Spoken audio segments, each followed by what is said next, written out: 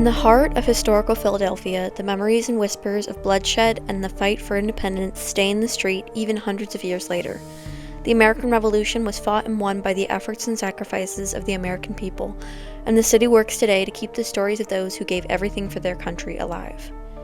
One particular historical landmark, the Betsy Ross House, is a popular destination for tourists and Philadelphia residents who are curious about female involvement in the American Revolution.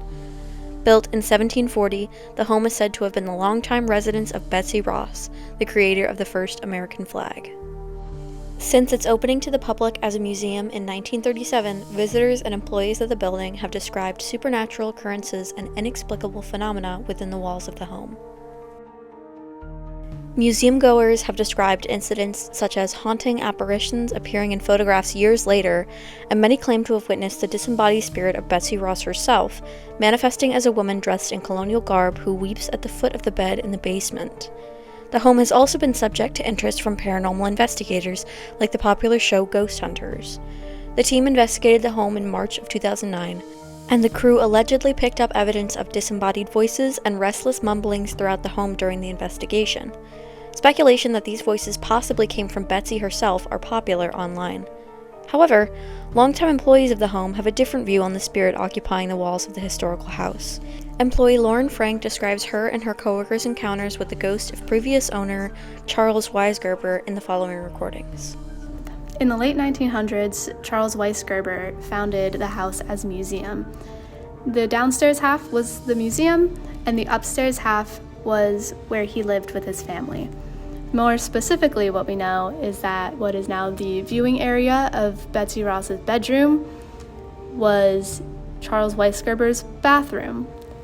And even more importantly, that is where he died.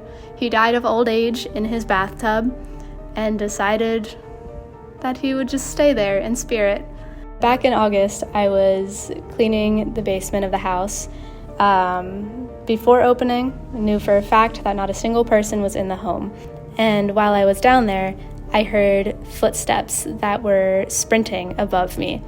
They sounded like someone was running very, very fast into nothing, into what would have just been a wall. The current director, Lisa Mulder, has a story where she left her office for a little while, and when she came back into the empty home, she opened her door to see her desk chair spinning as if someone had been sitting in it and quickly got out. She also believes that this was Charles Weisgerber. So who is it whose spirit resides in this historical home? Is it Betsy Ross herself, who lived and was laid to rest on the property? Or perhaps the stubborn ghost of previous owner and museum collector Charles Weisgerber? Whether the spirit is one or many, it is certain that the memories of the past are alive and well in the Betsy Ross house. Perhaps these manifestations of the world beyond serve to show Americans today that the spirit of patriotism and love for our country lives on even hundreds of years later.